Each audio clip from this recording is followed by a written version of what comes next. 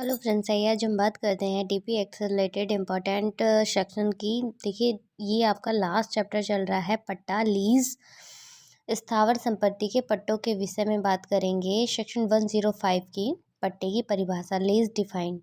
स्थावर संपत्ति का पट्टा ऐसी संपत्ति का उपभोग करने के ऐसे अधिकार का ऐसा अंतरण है जो एक अभिव्यक्त या विवक्षित समय के लिए या शाश्वत काल के लिए ऐसी कीमत के जो दी गई हो या जिसे देने का वचन दिया गया हो, जो प्रतिफल के रूप में अंतरक को दी जानी है। भाई देखिए क्या है कि ये तो थी आपकी लॉ लैंग्वेज, जिसे एक बार इंग्लिश में भी समझ लेते हैं, फिर मैं नॉर्मल लैंग्वेज में बताऊंगी आपको, जिससे प्रॉपर समझ में आएगा। A lease of immovable property is a transfer of a right to enjoy such property made for a certain time, express or implied, or in perpetuity, in consideration of a price paid or promised, or of money, or a share of crop, service, or anything of value to be rendered periodically। सही है। ये तो थी हमारी law language. अब हम इसे normal language में समझेंगे बाय एग्जाम्पल। गांव में कई लोग जमींदार अपनी भूमि को खेतों को किसानों, जो खेत होते हैं उनको किसानों को पट्टे पर दे देते हैं। कृषि करने हेतु जो फसल तैयार होती है उस पर धनराशि जो मिलती है उसमें से परसेंटेज तय हो जाती है, और उस आधार पर जो पट्टे की भूमि जमींदार की मर्जी अनुसार, मतलब समय सीमा के आधार पर कृषक को दी जाती है, उसे ही हम साधारण भाषा में पट्टा कहते हैं। भाई देखिए क्या होता है कि जो गांव होते हैं उनमें आज भी जो बड़े बड़े जमींदार होते हैं, जिनकी ज़मीनें होती हैं, खेत होते हैं, तो वो क्या करते हैं, अपने खेत खलिहानों को, उन पर इतना समय नहीं होता, बिजनेस वगैरह होते हैं उनके, तो वो किसानों को जो खेती करते हैं उन व्यक्तियों को पट्टे पर अपनी एक ज़मीन दे देते हैं। मतलब उसमें रिटर्न, आजकल सब रिटर्न बेस पर होता है, तो एक एफिडेविट के थ्रू उसमें टाइम पीरियड तय होता है कि हाँ इतने समय के लिए इतनी जो भूमि है, जितने भी एकड़ भूमि है वो उस पर खेती करने के लिए उस इंसान को वो दी गई।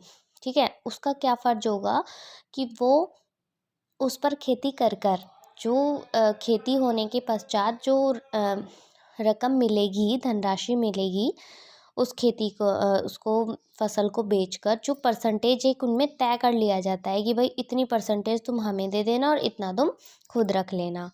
तो उस परसेंटेज के आधार पर क्या करते हैं, वो जो धन होता है वो उसको दे देते हैं। किसको? जिसकी वो प्रॉपर्टी होती है। ठीक है। उसे ही हम नॉर्मल लैंग्वेज में क्या कहते हैं, साधारण भाषा में पट्टा कह देते हैं। पट्टे के 4 प्रमुख आधार होते हैं। कौन कौन से? पट्टाकर्ता, पट्टेदार, प्रीमियम और भाटक। अब इसे समझते हैं। पट्टाकर्ता क्या होता है? पट्टाकर्ता होता है लेजर। ठीक है। और पट्टेदार कौन होता है? लेजी। जो पट्टाकर्ता होता है वो जिसकी भूमि का अंतरण हो रहा होता है दूसरे की भूमि, जो अपनी भूमि का अंतरण दूसरे को करता है, यानी हमारा ए लेजर हुआ। ठीक। जो पट्टेदार होता है लेजी, मतलब जिसको भूमि अपनी अंतरण करता है ए। ठीक है। ये जमींदार हुआ, ये कृषक हुआ। इस कृषक को इसने क्या करी, अपनी प्रॉपर्टी दे दी। ठीक। फिर उसके बाद जो ये कृषक होगा, ये कुछ समय तक ये क्या करेगा, ये भाटक जो होता है, रेंट होता है, वो समय सीमा तैयार होती है रिटर्न बेस पे कि भाई इतने समय के लिए इस ए ने ये प्रॉपर्टी क्या करी, जो खेती थी, खेत था, वो इसको बी को दे दिया, तो इसको हम क्या कहेंगे, भाटक कहेंगे। और फोर्थ आपको होता है प्रीमियम, जो लास्ट वे होता है। ठीक है।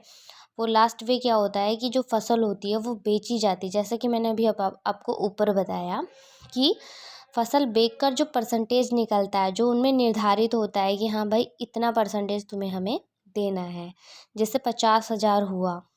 ठीक है। तो उसमें से उसका कितना 10% हुआ या 40%, जितना भी उन दोनों के बीच डिस्कशन हुआ कि हाँ भाई इतना परसेंटेज तुम मुझे प्रीमियम के रूप में दोगी, तो वो ही हमारा क्या कहता है, जो अंश होता है, धन होता है, वो हमारा क्या कहलाता है, प्रीमियम कहलाता है। ठीक है। ये मैंने बहुत ही नॉर्मल लैंग्वेज में आपको बताने की कोशिश करी है। अगर आपको तब भी ना समझ में आए तो मुझे कमेंट करके प्लीज़ बताइएगा, मैं आपको एक बार और समझाने की कोशिश करूँगी। ठीक है। चलिए नेक्स्ट वीडियो में पट्टे से रिलेटेड जितनी भी बची हुई सेक्शंस हैं उसकी बात करते हैं। आज के लिए थैंक्स।